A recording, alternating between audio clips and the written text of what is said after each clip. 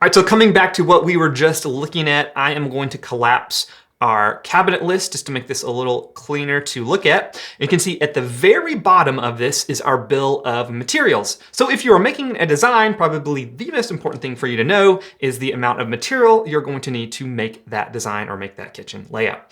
So right down here at the bottom, we have our bill of materials, and it's giving you that tooltip right there. So when we open this up, you can see we've got our bill of materials, not only split up by material type, so you might be using birch plywood to make all of the carcasses, and maybe you're using MDF to make the doors, but also by material thickness. And you can see pretty much everything, it's 3/4 inch plywood, but I believe the internals of the drawers we have set to 1/2 inch.